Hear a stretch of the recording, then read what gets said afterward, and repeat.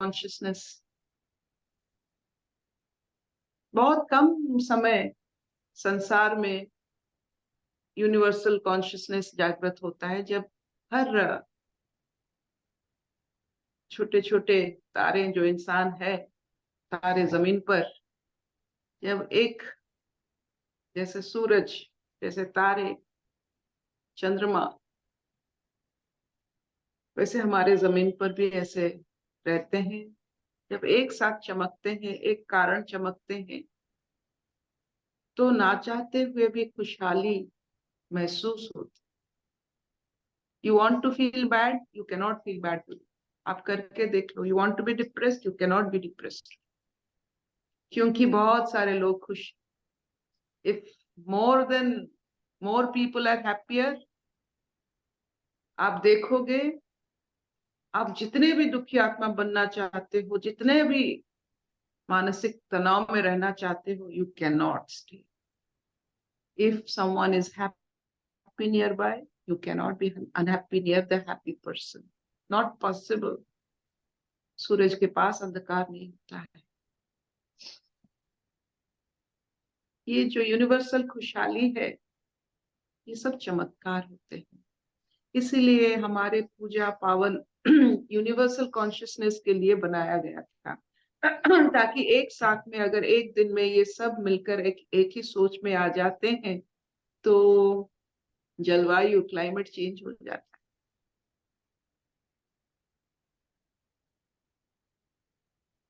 है। रामनवमी कहो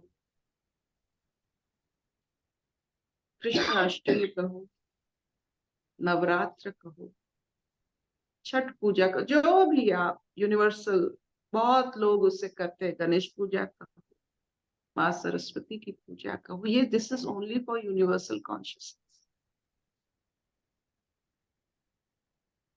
घर गृहस्थी में जब पूजा होती है कुल में बंधु बांधव में जब किसी के घर सब जाते हैं आज उनके घर में पूजा है तो फैमिली कॉन्शियसनेस कहो।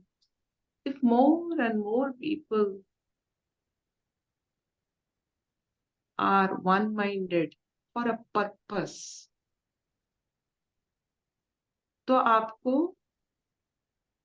धक्के खाने की जरूरत नहीं पड़ता है। आप भी वन माइंडेड हो जाते हैं। ये धक्का कश्मकश ये सब खत्म हो जाता है जब आप स्रोत में आ जाते। भर लीजिए सांसें।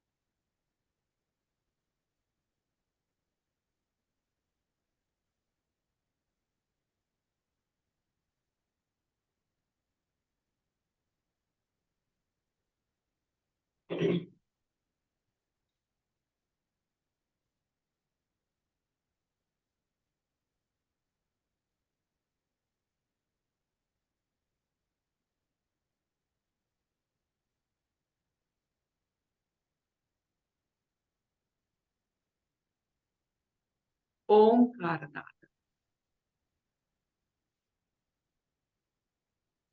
ओम।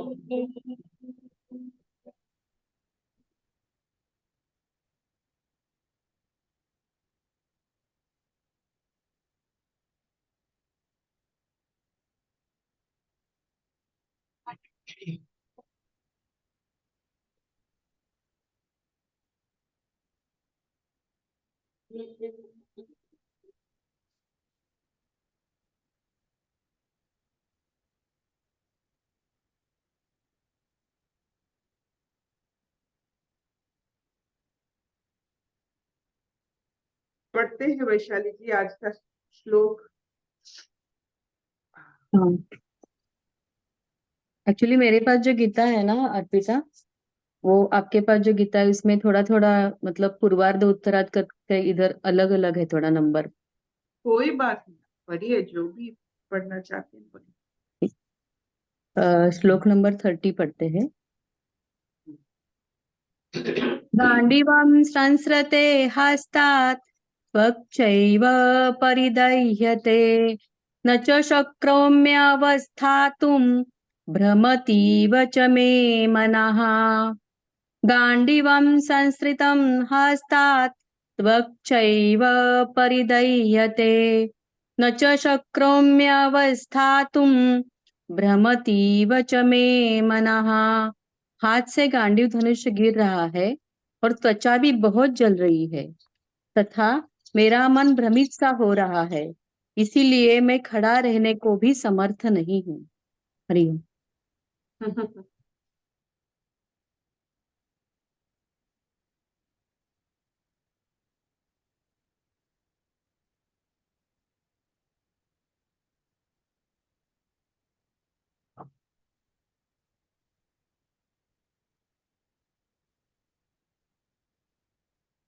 ये आधा 29 से आधा 30 का होता है, कोई बात नहीं।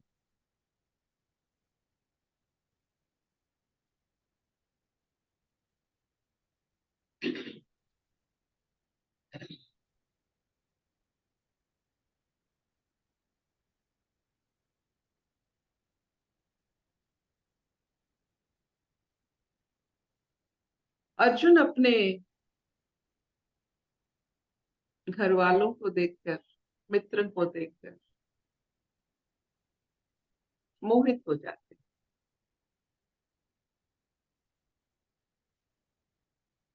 अपने अंदर की जो करुणा, वात्सल्य, वो फूट फूट कर बाहर आने की कोशिश करता है।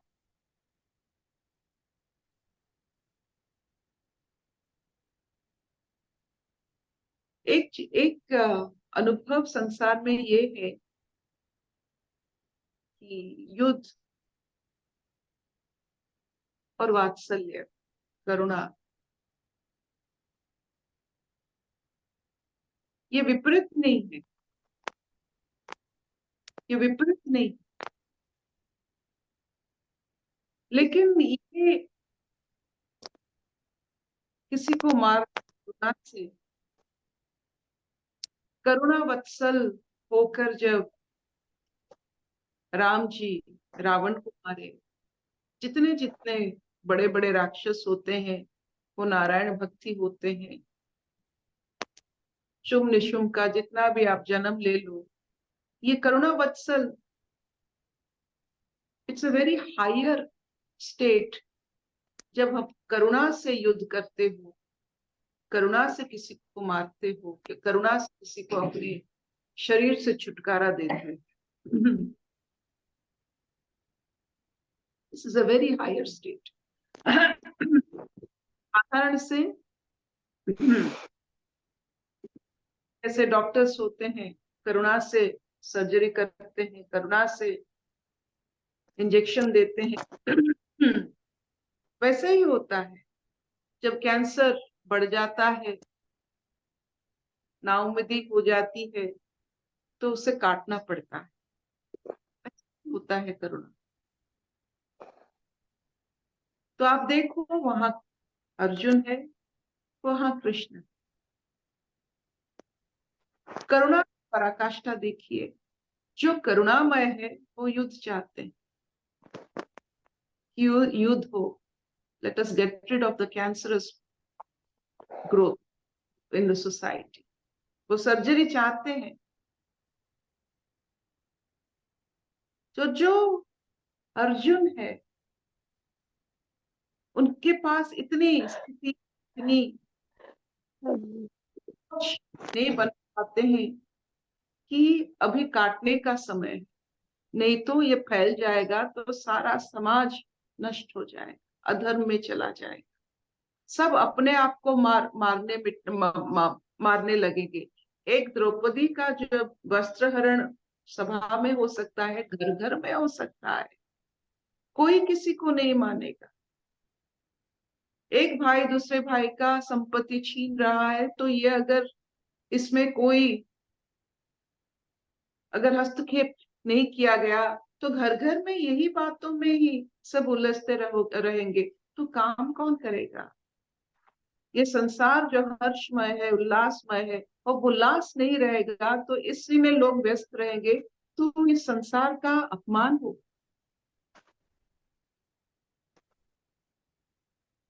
तो करुणामय युद्ध चाहते हैं और युद्ध नहीं चाहते हैं। ही वॉन्ट्स द कैंसर, जो भी हो अपने है, जो अगर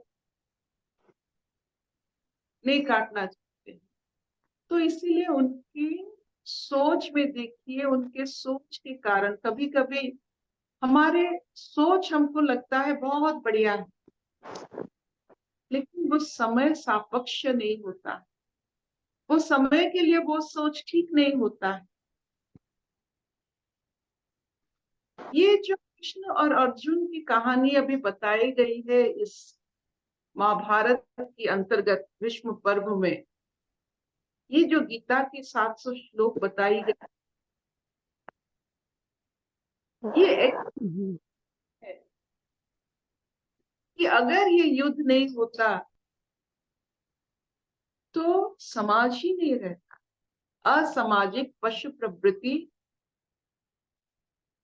कंदल, गृह युद्ध, अविश्वास हर जाता।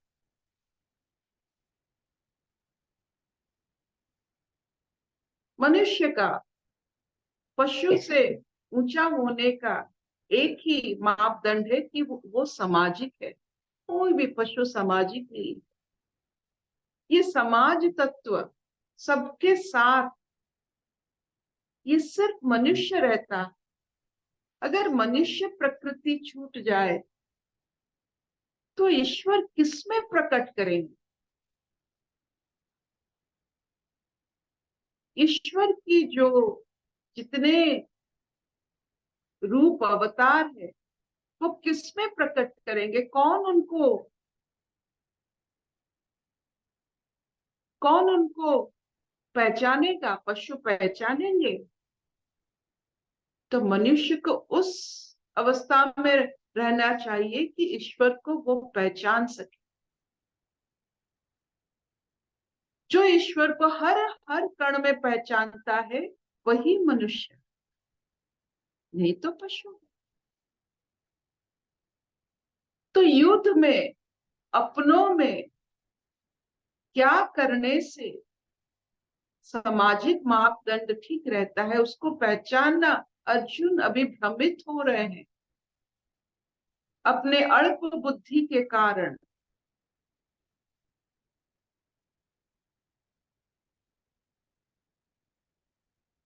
तो उनके लिए अभी गांडीव हाथ से छूट रहा है,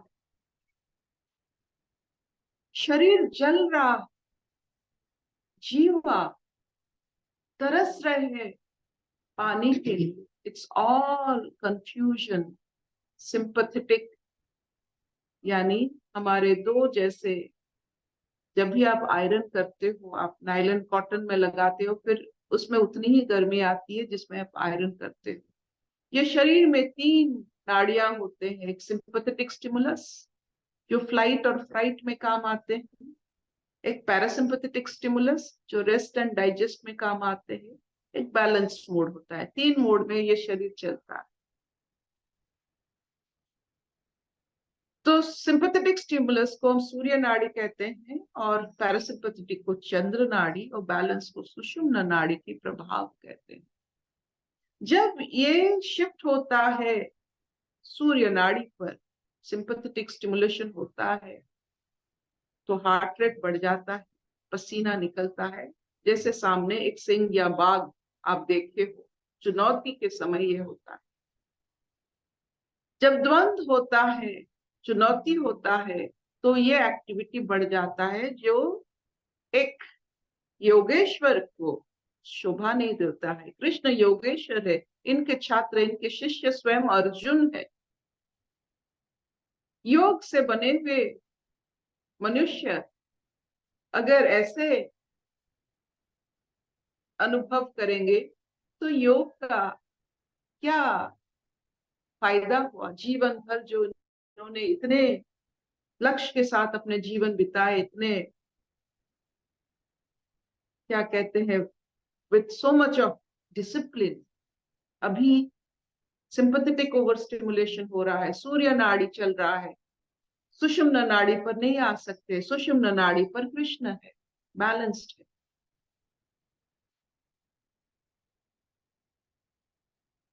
मधुसूदन अरिसूदन जानते हैं सर्जरी कहाँ करना है, क्यों करना है, कैसे करना है नहीं करना। हम बच्चों को थापड़ मारते हैं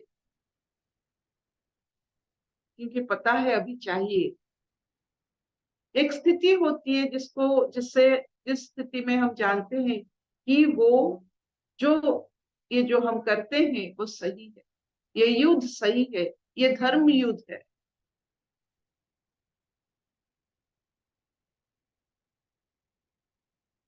तो हमारे जीवन में द्वंद में हम भी ऐसे भावुक होकर सही समझकर और समस्या अपने लिए खड़ी कर दे।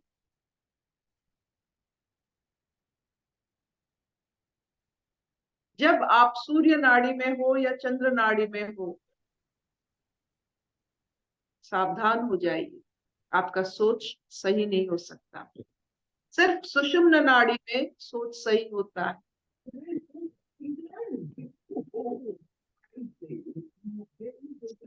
अच्छा ज्यादा बुरा कुछ नहीं होता है, अच्छा ही कोई भाव नहीं है। अच्छाई एक मरीचिका है, इसमें मत अपना जीवन व्यर्थ करो। अच्छाई कुछ नहीं होता है, वो समय के लिए होता है, समय बदल जाता है, वही अच्छाई बुराई बन जाता है। So don't fall into the trap of अच्छाई एंड बुराई, just see what is needed. Don't be good, don't be bad, just do what is needed. अभी अर्जुन अच्छा बन रहे हैं, is it necessary to be good now? अगर वो cancer को नहीं काटेंगे, सर्जरी नहीं करेंगे समाज में, आप जानते हो कि फैल जाएगा घर घर में, सब सबके वस्त्र हरण करने लगेंगे, सब सपना सबका जमीन हड़प करने लगेंगे, कोई किसी को मानेगा नहीं, ना बुजुर्ग रहेंगे ना बच्चे रहेंगे, सब सब सब समय कंदल में। चाहिए अभी सामाजिक सर्जरी? सामाजिक सर्जरी युद्ध ही होता है।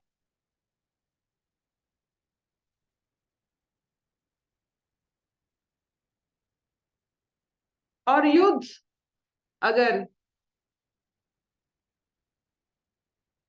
सुषुम्ना नाड़ी में हो तो कष्ट कम होता है। इफ यू आर परफॉर्मिंग युद्ध in balance, with balance, सोच समझकर, रणनीति को मानकर,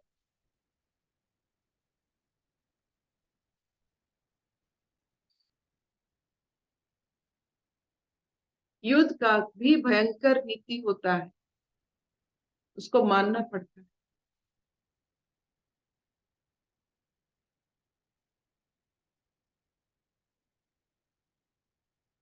और स्थिति सुषुम्न होनी चाहिए। तो अर्जुन की स्थिति बिगड़ रही है, सोच बिगड़ रहा है। उनके रथ की तरह उनके सांसों का भी सारथी कृष्ण है, अर्जुन अब बहक रहे हैं। लोग मदिरा में भी बहकते हैं, अज्ञान में भी बहकते हैं,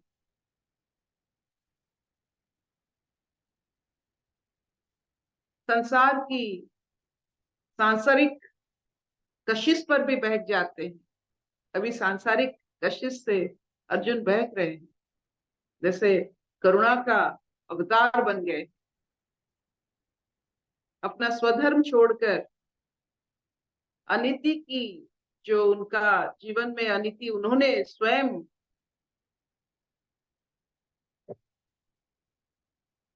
अनुभव किया है, उसको सब भूलकर करुणा में आ जाते। It's so easy not to do your work and be filled with करुणा, fake Karuna.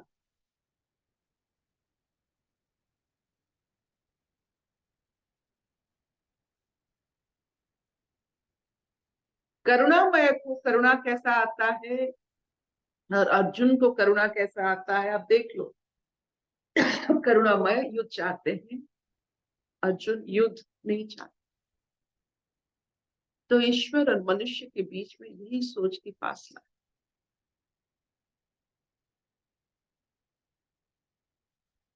Will this do?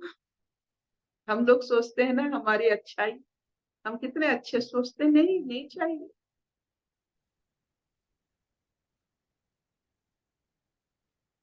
युद्ध के वक्त युद्ध चाहिए।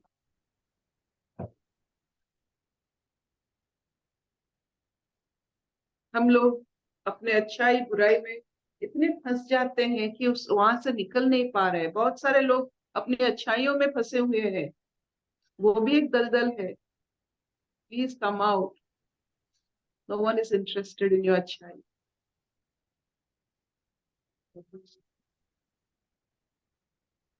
बस आपको जानना है कि आपको कहाँ कर्म निवेश करनी चाहिए। निवेश, इन्वेस्ट।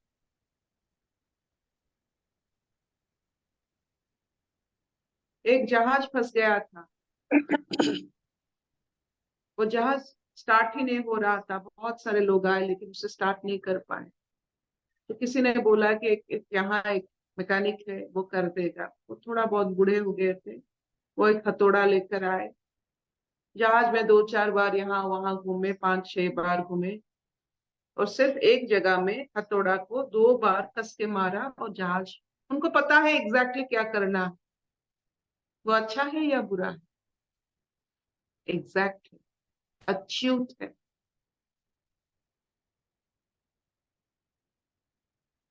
तो ये अच्छाई बुराई के चक्कर में मत पड़िए। Just know what to do, where and what to, I mean at what time you have to perform. आपकी कर्म कैसे नियोग होता है ये देख लीजिए। इसमें अच्छाई बुराई कुछ नहीं। Just know where you are needed.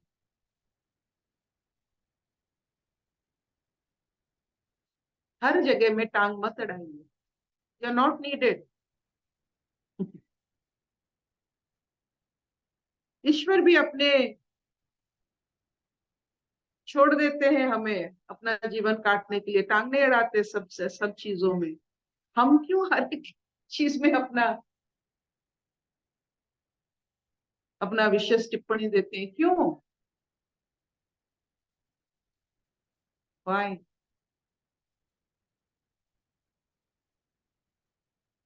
ये प्रकृति, ये प्रवृत्ति जो हर चीज में टांग अड़ाना, ये समझ, इससे पता चलता है आपको आपकी काम के बारे में कुछ मालूम नहीं। You do not know for what you are born. वो मैकेनिक को पता था, 2 हथौड़ा लेके वो गया, कहाँ जरूरत पड़ेगा तो वो मार दिया, काम खत्म। आपका काम क्या? You know what you are suppose to do? जो अपने काम के बारे में, स्वधर्म के बारे में नहीं जानता है, वो हर चीज में टांग अड़ा। Jack of all trade, master of none. इसीलिए स्वधर्म की बात आगे आने वाली। यू मस्ट नो किस लिए आपको बुलावा आ सकता है। वो मैकेनिक को बुलावा आया उसकी निपुणता की वजह से। आपको किसने बुलाया? आप किस में निपुण हो?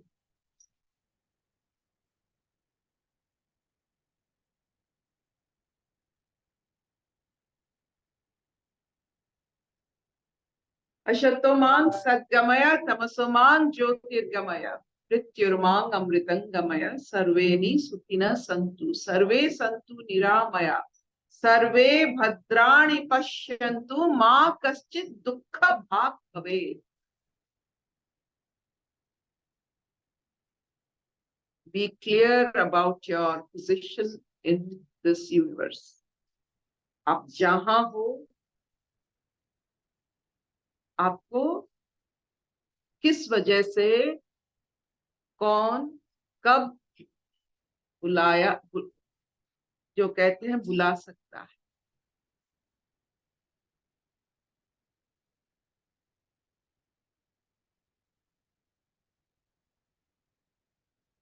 Will this do? चलेगा? हाँ बेटा।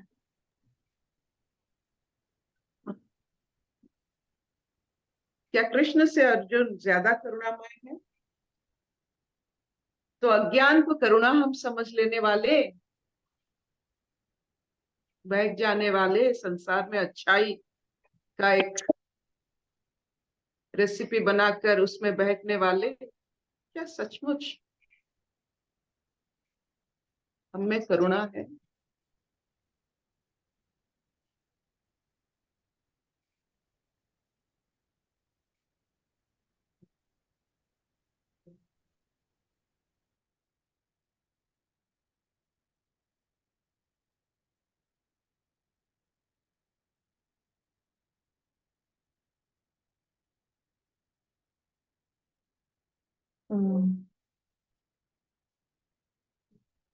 अभी अपने को ऑब्जर्व करो कितना करुणा है नहीं है क्या कर रहे हो।